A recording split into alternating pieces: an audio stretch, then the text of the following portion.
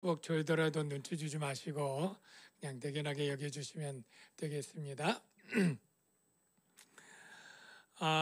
지금 본문의 상황은 우리가 한 주 건너서 들으니까 조금 기억이 희미하기 때문에 되살펴보면 사도 바울이 이제 예루살렘으로 여러 항구들을 거쳐서 가는 중입니다. 그런 가는 중에 밀레도라고 하는 항구에 모여서 에베소에 있는 장로들을 그 항구로 초대를 하고 마지막 고별 설교를 하고 있습니다. 본문에 이렇게 되죠. 밀레도에서 사람을 에베소로 보내어 장로들을 청함이 오매 그들에게 말하되, 지도로 확인을 하면 이렇습니다. 밀레도는 이렇게 항구고, 그리고 그 위에 에베소라고 한 50여 킬로 정도 북쪽에 교회가 있죠. 바울이 한 3년 동안 열심히 가르쳤던 교회에 이제 장로들을 초청해서 온 것입니다. 그리고 나서 설교 중에 이런 얘기를 하죠. 내가 지금 행선지기 목적지가 예루살렘이다. 보라, 이제 나는 성령에 매어 예루살렘으로 가는데, 그런데 그 예루살렘에 가는 여정이 평탄치 않을 것이라는 것을 알고 있습니다. 거기서 무슨 일을 당할는지 알지 못하노라. 오직 성령이 각 성에서 내게 증언하여 결박과 환란이 나를 기다린다 하시나, 이렇게 고백을 합니다. 예루살렘에 가는데 이미 지나왔던 빌립보, 데살로니가, 드로아, 아소 이런 도시를 들을 때 성령에 감동된 그러한 성도들이 바울 사도가 이번에 예루살렘에 가면 아마 붙잡히고 체포될 것입니다. 환란이 있을 것입니다. 이렇게 예언들을 한 것이죠. 그런데 왜 바울은 꼭 예루살렘에 가려고 할까요? 이렇게 결박과 환란이 있으면 좀 피해서 가거나 아니면 아랫사람들만 보내거나 이러면 안 되나요? 바울은 안 된다고 생각을 합니다. 왜냐하면 예루살렘에 가는 것까지가 자신이 받은 사명을 완수하는 것이라 그렇게 생각했기 때문입니다. 그래서 이렇게 고백을 합니다. 내가 달려갈 길과, 달려갈 길이 뭐냐면 주 예수께 받은 사명 곧 이퀄이죠. 하나님의 은혜의 복음을 증언하는 일을 마치려 하면은, 바울은 자신의 사명을 뭐라고 이해하고 있느냐면 하나님의 은혜의 복음을 증언하는 것, 이게 자신의 사명인데 이 사명을 마치는 것, 끝내기까지는 나는 내 생명조차 조금도 귀한 것으로 여기지 아니하노라, 이렇게 얘기를 했습니다. 바울의 사명이 무엇인지를 알 수 있고 그 사명을 완수하겠다고 하는 바울의 강한 마음가짐을 알 수 있는데요. 바울의 사명이 구체적으로 무엇인지는 우리가 살펴봐야 됩니다. 그 사명은 세 가지로 주변 성경들을 보고 알 수 있습니다. 첫 번째는 바로 예루살렘 교회 가난한 이들에게 구제 헌금을 전달하는 일이었습니다. 그래서 이 고린도에서 로마서를 쓸 때 그 이야기를 이렇게 말하였습니다. 이제는 내가 성도를 섬기는 일로 예루살렘에 가노니. 이는 마게도냐와 아가야 사람이, 즉 빌립보, 데살로니가, 고린도 이런 교회들이 예루살렘 성도 중 가난한 자들을 위하여 기쁘게 얼마를 연보하였음이라. 즉 헌금을 가지고 간다는 것인데요. 사도 바울은 2차 선교행, 3차 선교행 동안 계속 구제 헌금을 연보죠. 모금을 했습니다. 1년 반 이상 교회들이 그것을 저축해서 모은 것을 가지고 이제 예루살렘 교회 큰 흉년과 기근으로 핍절하고 굶주린 성도들에게 전달하는 이 책무를 자신이 갖고 안전을 위해 여러 7교회 사람들과 함께 가는데 이거를 자기가 끝내기로 완수를 해야 되겠다. 이게 사명 첫 번째고요.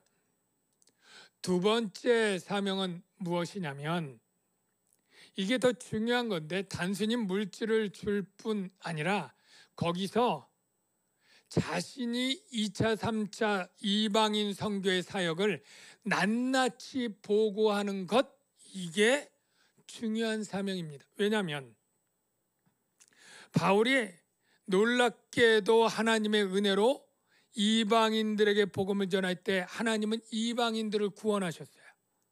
그 이방인들도 유대인과 동일하게 성령을 주셨고 교회를 세웠어요. 그런데 유대인들 입장에서는 이게 못마땅한 거예요. 유대인들은 수천 년 동안 자기가 선민이고 이방인들은 개처럼 멸시하고 있었는데 하나님이 그들을 구원하시고 성령까지 주셔? 이건 믿기 싫은데? 안 믿어지는 게 아니라 믿기 싫은 거예요. 그럴 때에 바울은 자신이 복음을 전한 사역이 이렇게 유대인들이 인정하지 않으면 물거품이 되고 무위로 돌아갈까 염려가 되었습니다.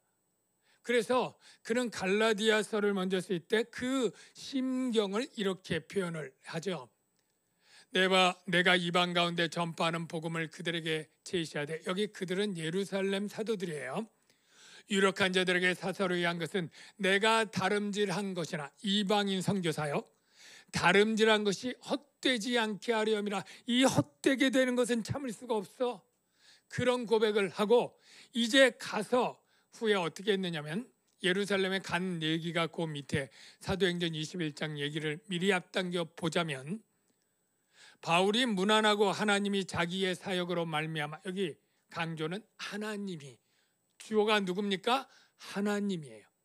자기의 사역, 바울의 사역은 마치 수단과 도구일 뿐이에요. 중요한 건 하나님이 하셨는데 이방 가운데서 하신 일을 낱낱이 말하니, 즉 하나님이 이방인에게 기적과 성령의 역사로 구원을 주고 성령을 주는 이 사실을 낱낱이 말하게 해서 그들이 하나님께 영광을 돌리도록, 즉 예루살렘 유대인들이 바로 이방인도 하나님의 백성이고 성령 받았다, 그 동등한 교회로 존중해주고 인정해주는 게 자기 사명인데, 이거는 사도 바울 자신이 가장 잘할 수 있는 일이기 때문에 자신이 가야 된다, 이렇게 사명을 가진 거죠.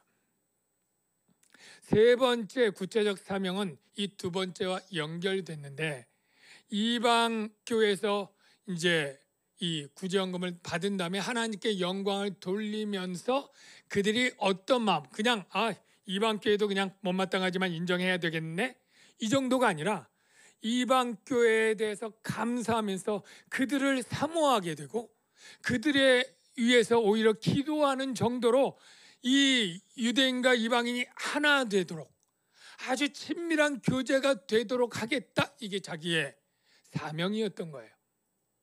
그래서 고린도 후서에 이렇게 표현하죠. 이 직무로 증거를 삼아 너희가 그리스도의 복음을 진실히 믿고 복종하는 것과, 여기서 너희는 이방 교회예요.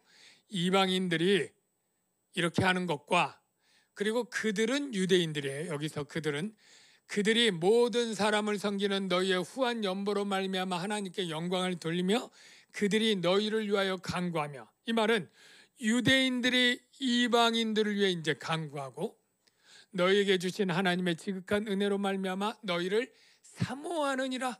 유대인들이 이방인 교회 성도들을 보고 싶어 그리워해 사모하는 정도의 친밀한 관계까지 되기를 나는 기대하고 바라고 있고, 이걸 위해서 난 예루살렘에 가야 돼, 이렇게 말했다는 거예요. 바로 사명을 완수하기 위해서, 이 세 가지 구체적 사명을 위해서 예루살렘에 결박과 환란이 있다 할지라도, 생명을 잃는 일이 있다 할지라도 난 가겠다, 이게 바울의 고백인 거죠. 여기서 우리가 깨닫고 알 수 있는 것은 바울이 이렇게 훌륭한 사명자였네 정도가 아니라 우리는 어떠냐라는 것이죠. 여러분, 제가 지난주에 우리가 사명자다라고 말씀을 전했습니다. 여러분 아멘으로 받은 줄로 믿습니다.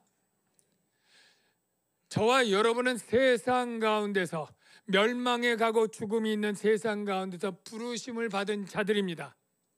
믿으시면 아멘. 저와 여러분은 부르심을 받았습니다. 부르심을 받은 자는 동시에 보내심을 받습니다. 부르심과 보내심은 별도로 따로따로 있을 수 있는 게 아니에요. 하나님은 부르신 자들을 다시 세상으로 보내시게 되는데 이 보낸 가운데 사명은 반드시 따라가게 되는 거예요. 그래서 저와 여러분은 다 사명자입니다. 세상에 보내심을 받을 때 사명을 주었는데 그 사명이 뭐냐? 가라! 너희는 모든 족속으로 제자를 삼으라. 천하 만민에게 복음을 전하라. 성령이 임해서 내 증인이 되라. 이게 다 여러분을 이게 주신 사명인 것으로 여러분 아시기를 바랍니다.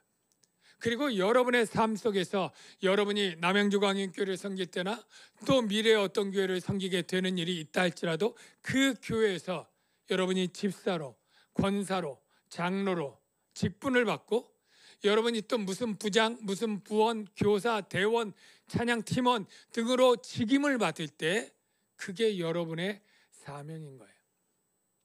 여러분 사명에 관계된 그러한 성령의 열매가 있다면 뭘까요? 사명을 어떻게 해라? 뭐요? 충성하라. 여러분 충성하라 그러면 그 앞에 붙는 세 글자가 또 뭡니까? 죽도록이죠. 근데 이 죽도록이 제가 전에도 얘기를 했지만 많이 오해를 하죠. 아, 죽을 힘을 다해서 봉사해라 이렇게 생각을 하는데 원어는 그게 아닙니다. 원어는 정확하게 말하면 죽는 날까지입니다. 우리의 일평생 동안이라는 거죠. 예를 들어 볼게요. 여러분 어떤 사람이 90년 동안 살다가 죽게 되는데 89년 동안은 정말 교회에서 열심히 충성됐는데 마지막 1년 믿음을 떠나 배교했다면 그는 사명을 완수한 자라고 할 수 없지 않습니까? 여러분 어떤 파일을 복사하는데 99% 복사하고 전원을 딱 껐으면 그게 복사가 안 되는 것 아닙니까? 마찬가지예요. 사명의 충성이란 뜻은 빠르게 하라는 것, 잘하라는 게 아니라 끝까지 하라는 것이다 라는 거예요. 스티븐 아쿠아리라고 하는 사람이 있습니다. 멕시코 올림픽 마라톤 선수고 탄자니아 국가의 선수입니다. 저 사람을 소개하려고 하는데 저 사람 왜 할까요? 그 마라톤에서 금메달을 땄을까요? 아닙니다. 은메달, 동메달 아닙니다. 75명 중에 75등 했습니다. 사연은 그렇습니다. 그가 뛰다가 누가 충돌해서 그는 그 콘크리트 바닥에 나뒹굴었고 무릎이 탈구되었습니다. 그리고 어깨가 탈골되었습니다. 누가 봐도 더 경기를 뛸 수도 없고 뛰는 게 무의미했습니다. 그런데 그는 끝까지 붕대를 감고 완주했습니다. 사람들이 물었습니다. 이렇게 완주할 필요가 꼭 있느냐고. 그때 그는 이렇게 대답을 했습니다. 내 나라가 나를 보낼 때 5km, 10km에서 포기하지 말고 완주하라고 나를 보냈기 때문이다. 여러분, 우리에게는요, 하나님이 여러분에게 사명을 줄 때 어느 정도 80점, 90점 했으면 그 정도 했으면 됐어 라고 하나님은 생각하고 보내실까요? 아, 믿음 그 정도 믿었으면 마지막에 안 믿어도 괜찮아. 성경에 보면 열심히 믿다가 마지막에 믿음을 떠나고 세상을 사랑하여 떠난 이들이 나왔는데 괜찮아 그러시겠습니까? 우리는 때때로 우리가 받은 일들을 하다가 억울하게 오해를 그리고 내가 환경적으로 어렵고 내가 많이 힘들 때 원망과 짜증이 나면서 내가 이렇게까지 하면서 할 필요가 있나? 이 정도 하면 잘한 거 아니야? 라고 중도에 포기하고 싶은 마음들을 갖기도 합니다. 그것은 충성이 아닙니다. 하나님은 우리에게 잘하라고 말한 게 아니라 끝까지 하라고 말하는 거예요. 바울은 이렇게 고백합니다. 나는 선한 싸움을 싸우고 나의 달려갈 길을 중간에 끊어진 게 아니라 끝까지 마치고 믿음을 지켰는데, 이것 때문에 상을 받는데 나뿐만 아니라 모든 사람, 저와 여러분에게도 동일한 원칙으로 적용될 것이다, 이렇게 얘기를 합니다. 축복합니다. 여러분, 먼저 사명자라는 것을 여러분 인정하시기를 바랍니다. 그리고 그 사명이 여러분 평생 죽을 때까지 그 사명, 하나님이 볼 때에 충성되었다라고 인정받을 수 있도록 끝까지 전념하시기를 주의 이름으로 축원합니다. 바울이 이렇게 사명을 잘 완수하는 걸 볼 때 바울이니까 할 수 있지, 난 못해, 아니 어떻게 생명을 버리는 그러한 일까지 할 수 있단 말이야? 그건 아무나 하는 게 아니야. 바울 얘기고 아니면 어디 선교사나 목사 얘기야, 나는 해당되지 않을 것 같아. 이런 생각들을 우리가 쉽게 할 수 있을 것 같습니다. 그런데 바울은 그렇게 할 수 있는 게 바울 자신의 인간적인 의지와 노력 때문이 아니라고 얘기를 합니다. 그 힌트가 뭐냐면, 예루살렘에 결박과 환란이 있는 그곳에 갈 때 어떻게 간다고 했죠? 내가 스스로 힘내서 아니고 성령에 매여서. 이 매다라는 이 헬라어 원어는 같은 단어가 결박하다라는 단어로도 번역이 됩니다. 그러니까 바울은 자기가 결박당하여서, 성령 하나님이 결박한 거죠. 그래서 나는 예루살렘의 사명을 완수하러 간다, 이런 표현을 하고 있는데, 예루살렘에 결박당하여 간다라는 것을 생각하면서 참 아이러니하다라는 생각을 한편 갖게 됩니다. 왜냐하면 한때 바울은 다른 사람을 결박해서 예루살렘에 끌고 가던 사람이었습니다. 그래서 결박하던 사울이 대제사장에게 가서 다메섹 여러 회당에 갈 공문을 청했는데, 이는 만일 그 도를 따르는 사람 만나면, 기독교인을 만나면 남녀를 막론하고 어떻게 해요? 결박하여 어디로요? 예루살렘으로 잡아오려 함이라. 이런 예루살렘으로 결박해서 오려고 했던 그 남녀를 결박하여 오게 넘겼던 그가 이제 결박당하여 예루살렘에 간다, 이 표현이 참 완전히 뒤바뀐 아이러니한 모습이죠. 나는 이제 성령에 매여 예루살렘에 간다. 제가 이걸 생각할 때 성령 하나님께서 줄로 맸다면, 그 당시 아까 사진 슬쩍 봤지만 쇠사슬 같은 걸로 죄인들을, 군병들을 끌고 이렇게 결박해서 가는데 어떤 줄로 바울을 매었을까? 묶었을까? 그 줄의 재질이나 이것은 알 수 없지만 그 줄은 이 세상의 가장 강력한 벙커버스터인가요? 그런 폭탄을 수십 발 터뜨려도 끊을 수 없는 가장 강력한 줄이라고 믿습니다. 바울이 이렇게 표현을 하죠. 사망이나 생명이나 천사들이나 권세자들이나 현재일이나 장래일이나 높음이나 능력이나 높음이나 기쁨이나 다른 어떤 피조물, 어떤 원자폭탄 이라 할지라도 우리를 우리 주 그리스도 예수 안에 있는 하나님의 사랑에서 끊어낼 수 없다. 하나님의 사랑으로 묶은 이 당신의 백성을 향한 이 줄은 정말로 만유 인력이나 이 우주의 별들의 힘으로도 끊을 수 없는 그러한 강력한 줄인 거죠. 아니, 바울이 어떻게 이 사랑의 줄에 묶이게 되었을까? 이걸 생각해 보면 그 힌트가, 바울의 사명이 뭐라고 했느냐면 하나님의 은혜의 복음을 증언하는 것 그랬잖아요. 하나님의 은혜의 복음 안에, 여러분 생각해 보십시오. 하나님의 은혜의 복음 안에 뭐가 있느냐면 하나님의 엄청난 사랑이 그 안에 담겨 있습니다. 하나님의 은혜의 복음이란 뭐예요? 그 원수들, 하나님을 배역하고 떠난 이 죄인들, 하나님께 고집 부리고 패역하게 지내던 그를 하나님이 끝까지 쫓아가서 그들을, 그 원수를 위해서 자기 아들을 죽여서 구출해내는, 이게 하나님의 은혜의 복음이잖아요.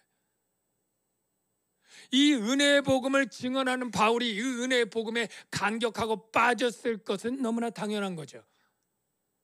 실제 그의 삶에서도 이 은혜의 복음이 역사했습니다. 왜냐하면 바울이 지었던, 모태에서 지었던 이 바울, 유대인, 골수 유대인, 이 바리새인 중에 바리새인, 이 바울이, 물론 그때는 사울이라고 불렀지만 이 사울이 이 기독교인을 대할 때 하나님 나사렛 예수를 정말로 이단 사입으로 여기고 얼마나 열심히 특심이었느냐면 완전히 이 사람들을 혐오하고 가증히 여기면서 잔멸해서 마치 바퀴벌레 박멸하듯이 그런 마음으로 정말 쫓아다니면서 박해했잖아요. 이때 하나님의 마음이 얼마나 화가 나거나 슬퍼했을까요? 그런데 하나님이 그런 때도 사울을 사랑하셨고 그를 쫓아가서 다메섹 도상에서 꼬꾸라뜨려서 그를 구원의 길로 인도하시고 그를 하나님이 귀히 쓰는 사도로서 그를 사용하시잖아요. 이걸 깨닫고 바울이 얼마나 감격하면서 울었겠습니까? 그리고 이렇게 고백을 하는 거죠. 내가 전에는 비방자요 박해자요 폭행자였으나 도리어 긍휼을 입었다. 그리고 끝에 보면 우리 주의 은혜가 그리스도 예수 안에 있는 믿음과 사랑과 함께 넘치도록 풍성하였도다. 이 마지막 두 단어를 보십시오. 넘치는 거예요. 졸졸졸이 아닙니다. 풍성한 거예요. 뭐가? 사랑이. 그 사랑이 바로 바울을 사로잡고 그를 죽음이 있다 할지라도 그 사랑에 감격하여 떠나게 만드는 줄이 된 것이죠. 이 사랑의 줄 말고 또 하나의 바울이 내가 이 줄에 붙잡혔다 하는 표현이 있는데 그것은 부활의 소망의 줄인데요. 왜냐하면 은혜의 복음 안에는 하나님의 사랑도 있지만 그래서 대신해서 죽었다고 하는 희생적 사랑이 그 안에 있지만 죽었다가 또 부활한 이 사실은 너무나 충격적이고 놀라운 그러한 사건이죠. 그 부활에 대한 감동과 이 소망이 바울에게 충만했다고 생각이 됩니다. 그래서 이 부활의 소망을 얼마나 열렬히 사모했는지 그의 편지 가운데 이런 표현이 있습니다. 그리스도의 죽으심을 본받아 내가 어떻게 해서든지 죽은 자 가운데 부활에 이르려 하느니, 뭐예요? 어떻게 해서든지 나도 예수님처럼 부활에 대한 소망이 있다. 오직 내가 그리스도 예수께 잡힌 바, 내가 예수께 잡힌 바 된 그것, 부활 소망을 잡으려고 난 달려간다. 이런 고백을 하고 있어요. 저는 바울이 줄에 매여서 하나님의 줄에 매였다면 하나님의 강권적이고 풍성한 사랑의 줄과 이 부활의 소망이 그를 완전히 사로잡아서 죽음도 두려워하지 않고 나갈 수 있도록 그를 메고 보낸다라는 거예요. 사랑하는 성도 여러분, 우리가 왜 사명을 감당하다가 쉽게 포기하는 일이 있을까요? 왜 짜증내고 원망하면서 나만 왜 이렇게 힘들게 봉사를 해야 돼? 왜 나는 이렇게 어려운 가운데도 주를 믿으며 나가야 돼? 라고 할 때 우리에게 뭐가 부족해요? 그리스도의 사랑이 우리를 강권하는 게 없는 거예요. 하나님이 나를 위하여 얼마나 희생적인 사랑과 죽음을 통해서 베푸는 그러한 것을 했는지 내가 무의미하기 때문에 내가 하나님을 사랑하는 이 일이 힘들고 어렵게 되는 것 아닐까요? 우리는 은혜의 복음 가운데 다시 들어가야 되고 하나님의 사랑을 다시 느껴야 되고 부활의 소망 가운데 우리가 살아가는 자가 되어야 될 줄로 믿습니다. 그럴 때 그 사명은 바울처럼 생명을 잃는 일이 있어도 감당해낼 수 있는 행복한 결박이 될 거예요. 결박이 힘들고 어렵다고요? 어쩌면 그 결박이 쉽고 행복할 수 있습니다. 사람의 줄 곧 사랑의 줄로 그들을 이끌었다고 하는 이 호세아의 말처럼 하나님은 지금도 우리를 사랑의 줄로 인도하고 계십니다. 복음성 찬양 중에 이런 가사가 있어요. 내가 주님을 모른다 해도 주님이 항상 나를 사랑하셨다라는 건데요. 사도 바울이 주님을 박해하고 비방하고 몰랐을 때도 하나님은 그를 포기하지 않고 사랑했죠. 어쩌면 우리가 사명을 잃고 힘들어, 억울해, 내가 왜 이렇게 고생해야 돼, 그만둘까 봐 하는 그런 어린아이와 같은 마음을 가질 때도 주님은 우리를 버리지 않았을걸요. 그리고 여전히 사랑하고 있을 것입니다. 그 사랑을 회복하시고 사명자의 삶을 살아내는 저와 여러분 되시기를 주의 이름으로 축원합니다. 주의 사랑 항상 내